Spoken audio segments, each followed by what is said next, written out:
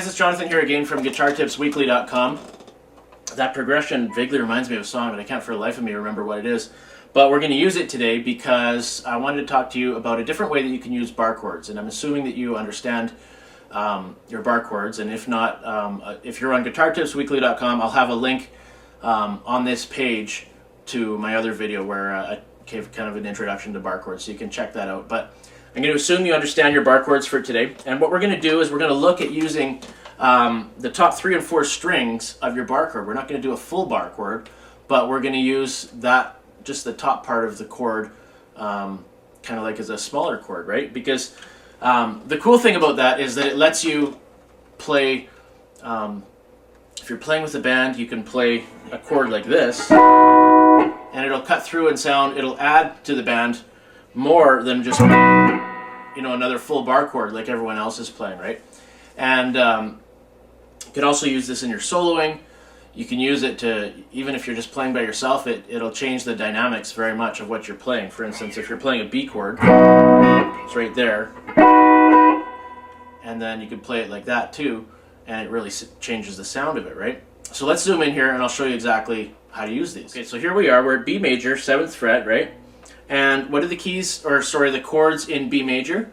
Well, I talk about this over at PlayGuitar.com. If you haven't picked up a copy of the lesson, I'd recommend it. Basically, you have B major, you have E major, you have F sharp major, and then your minor chords are G sharp minor, C sharp minor, and D sharp minor. Okay, so we know what chords and bar chord forms are in here. How can we use these? Well, the progression I was playing at the beginning was B major, C sharp minor, and F sharp. That's what a B major sounds like. So now let's focus on only the top 3 strings for a moment. You can see you actually have all the notes required to make the chord right there. If you add another B here on the 4th string,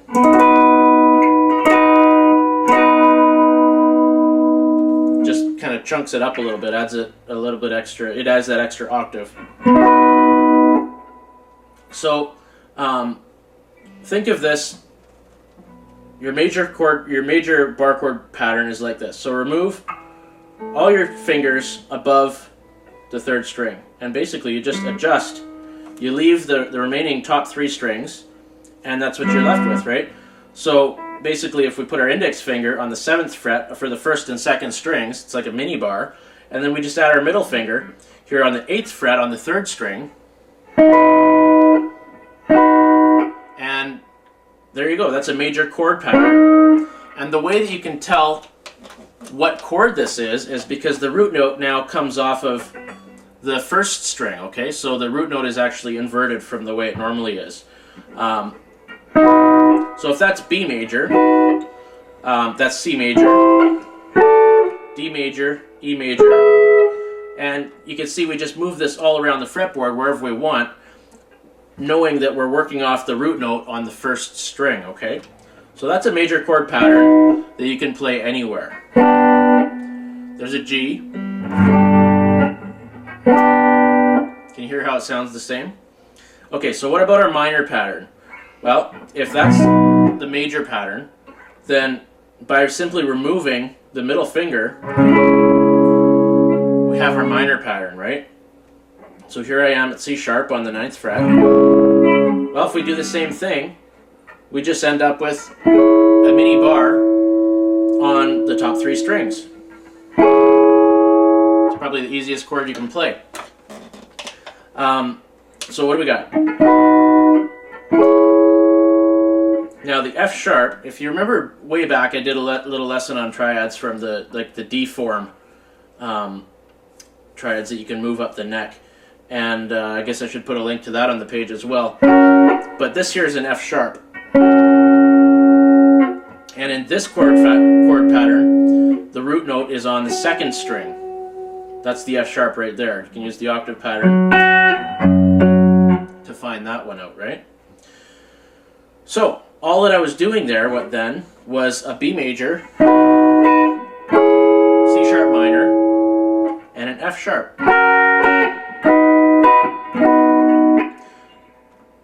So a couple things you can play around with that with. Take some progressions that you know already and try doing them in this form. See how they sound, or add parts or change parts of the progression to this kind of a chord structure instead of using open chords.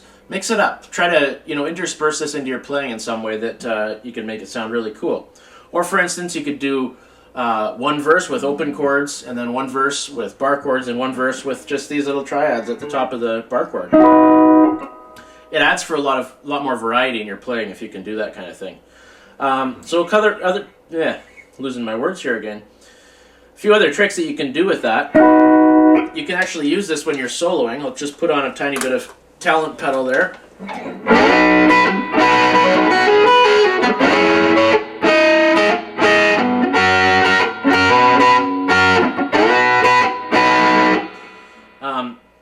These things sound really cool in solos if you're just going for kind of a chordal solo instead of like shredding it.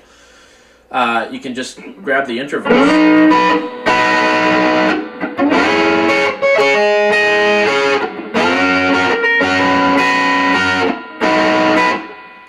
and play with that. And one thing I wanted to point out also is that, remember, we're in B major, so that means we're coming straight out of the B major scale.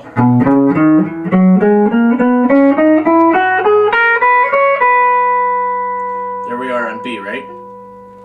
And I know I've talked about the major scale before, but look at all these chord patterns.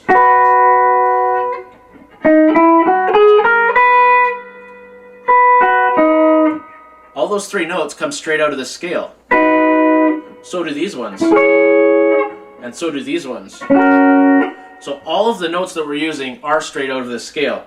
So if you want to embellish with the chord a little bit, all you got to do is add another note from the scale.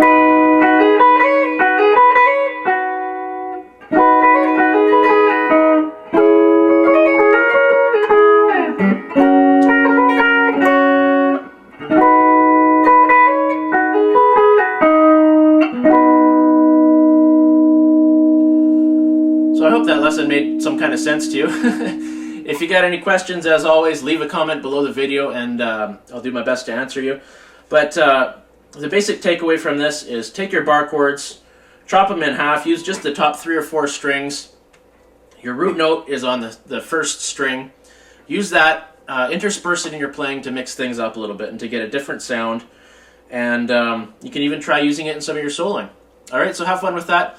Head on over to GuitarTipsWeekly.com if you haven't already and sign up. I'll send you free lessons every week. It's a blast. We'll see you there.